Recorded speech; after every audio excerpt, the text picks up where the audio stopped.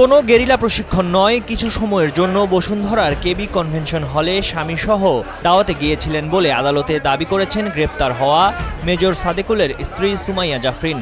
অন্যদিকে রাষ্ট্রপক্ষ বলছে পুলিশ কর্মকর্তা পরিচয়ে এই জাফরিনই প্রশিক্ষণের জন্য ভাড়া নেয় হলটি। সিসিটিভি ক্যামেরাও বন্ধ করায় জাফরিন। শুনানি শেষে সুমাইয়া জাফরিনের 5 দিনের রিমান্ড মঞ্জুর করেন আদালত। গত 8 জুন বসুন্ধরা এলাকায় কেবি কনভেনশন হলে গোপনে নিষিদ্ধ সংগঠন আওয়ামী লীগ ও ছাত্রলীগের নেতাকর্মীদের প্রশিক্ষণ দেওয়ার অভিযোগ ওঠে মেজর সাদেকুল ও তার স্ত্রী সুমাইয়া জাফরিনের বিরুদ্ধে।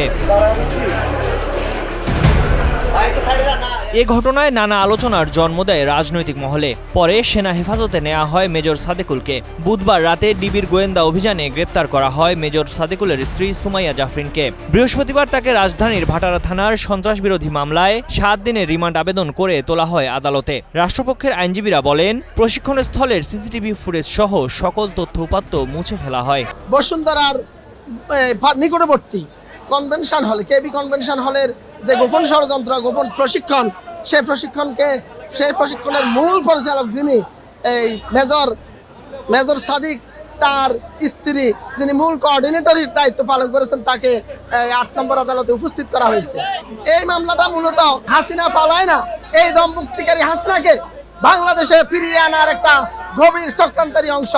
তারা এই কনভেনশন হলে অফলাইনে এবং অনলাইনে প্রায় 400 থেকে 500 ছাত্রলীগ, যুবলীগ, মহিলা লীগ, স্বেচ্ছাসেবক লীগ, আওয়ামী লীগ কর্মীকে ট্রেন আপ করেছে। তাদের এই প্রোগ্রামের উদ্দেশ্য ছিল হাসিনা যখনই প্ল্যান দিবে, ডাক দিবে, তখনই তারা শাহবাগ মোড়ে এসে উপস্থিত হবে। এই মামলার আজকে গুরুত্বপূর্ণ আসামি যিনি, তাকে মেজর সাদিকের স্ত্রী সুমাইয়া জাফরিনকে আদালতে উপস্থাপন করে মামলার তদন্তকারী কর্মকর্তা 7 দিনের রিমান্ড প্রার্থনা করেছেন। আমরা রাষ্ট্রপক্ষে যুক্তি উপস্থাপন করেছি যে মাননীয় আদালত, এই আসামি হচ্ছে মূল পরিকল্পনাকারীর স্ত্রী এবং তিনি সমস্ত ডাটা কালেকশন করেছেন। তিনি এই প্রোগ্রামকে বাস্তবায়ন করার জন্য সর্বাত্মকভাবে কাজ করেছেন। এই আসামিকে রিমান্ডে নিলে পরে আদালত এবং এই মামলার তদন্তকারী কর্মকর্তা মামলার আসল উদ্দেশ্য জানতে পারবে। কারা এই মামলার সাথে সম্পৃক্ত, কারা এই ঘটনার অর্থ যোগানদাতা, কারা অস্ত্র যোগান দেওয়ার প্রিপারেশন নিয়েছে, কারা ইউনূস সরকারকে হটিয়ে হাসিনাকে এই দেশে পুনর্বাসনের পরিকল্পনা করেছে। আদালত আমাদের বক্তব্যে সন্তুষ্ট হয়ে এই আসামিকে 5 দিনের রিমান্ড মঞ্জুর করেছে। বসুন্ধরা টিস্যু, অশুদ্ধতার বিরুদ্ধে এক বিন্দুও ছাড় নয়। পরে সুমাইয়া জাফরিনকে 5 দিন ও অপর আরেক আসামি আদনানকে 7 দিনের রিমান্ড মঞ্জুর করেন আদালত। এদিন আদালতে কোনো গেরিলা প্রশিক্ষণের জন্য না গেলেও ঘটনাস্থলে উপস্থিত ছিলেন বলে আদালতে স্বীকার করেন সুমাইয়া জাফরিন। সুমাইয়া জাফরিন, ওনাকে এই মামলায় সম্পৃক্ত করে আজকে 7 দিন রিমান্ড চাওয়া হয়েছে। বিজ্ঞ আদালতে আমরা বলেছি যে এই মামলায় যে ওনাকে গ্রেপ্তার করা হয়েছে, ওনাকে সাসপেক্টেড আসামি হিসাবে। বাদী সুস্পষ্ট বলেছেন যে এই মামলার ঘটনাটা 13-7 তারিখে ঘটনাটা ঘটেছিল এবং কে জড়িত, এবং বাদী সুস্পষ্টভাবে তার এজাহারভুক্ত করেছেন। কিন্তু আমার এজাহারে নাম নেই, শুধু সাসপেক্টেড আসামি হিসাবে এই মামলায় আমাকে গ্রেপ্তার করা হয়েছে। আপনারা জানেন সিআরপিসিতে স্পষ্ট বলা আছে, সাসপেক্টেড হিসেবে আসামি গ্রেপ্তার করতে হলে কোনো আসামির 164-এ আমার কথা বলতে হবে, 161-এ আমার কথা বলতে হবে, এবং ভিডিও ফুটেজ যেগুলো দাখিল করতে হবে, এবং এই 3টির একটিও প্রসিকিউশন বিজ্ঞ আদালতে দাখিল করতে পারেন নাই।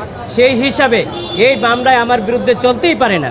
আজকে হচ্ছে শুধু মেজরের ওয়াইফ হিসাবে এই মামলায় আমাকে সম্পৃক্ত করা হবে, যেটা আইনের শাসনের পরিপন্থী এবং ন্যায় বিচারের পরিপন্থী। আমরা বিজ্ঞ আদালতে সেটা বলেছি।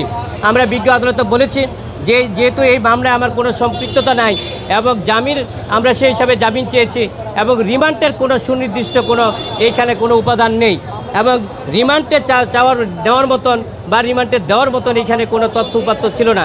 কিন্তু তারপরও বিজ্ঞ আদালতে আমরা বলেছি যে আজকে যেহেতু আসামি একজন মহিলা, মহামান্য হাইকোর্ট ডিভিশনে, আপিলেট ডিভিশনে সুস্পষ্ট ব্যাখ্যা আছে, যদি কোনো আসামি মহিলা হয়, শিশু হয়, প্রতিবন্ধী হয়, তাহলে তার রিমান্ড নেওয়া যাবে না এবং তাকে জামিনের ব্যাপারে সর্বোচ্চ তাকে অগ্রাধিকার দেওয়া হবে। আমরা বিজ্ঞ আদালতের সেই ব্যাপারে মনোযোগ দৃষ্টি আকর্ষণ করেছি, কিন্তু বিজ্ঞ আদালত আমাদের বক্তব্য শুনেছেন, উভয় পক্ষের বক্তব্য শুনে উনি জামিন নামঞ্জুর করেছেন এবং 5 দিনের রিমান্ড মঞ্জুর করেছেন। আজকের যে আদেশ হয়েছে সেই আদেশে আমরা সংক্ষুব্ধ হয়েছি। আমরা মনে করেছি সেখানে আইনের শাসন প্রতিষ্ঠিত হয়নি এবং আমরা ন্যায় বিচার হতে বঞ্চিত হয়েছি। আমরা সেখানে আমরা এর এগেনস্টে আমরা উচ্চ আদালতে যাব। আশা করি আমরা উচ্চ আদালতে সেই সাবমিশনগুলি রাখবো। আইনের শাসনের জন্য ন্যায় বিচারের স্বার্থে আমরা অবশ্যই উচ্চ আদালতে আমরা ন্যায় বিচার পাবো।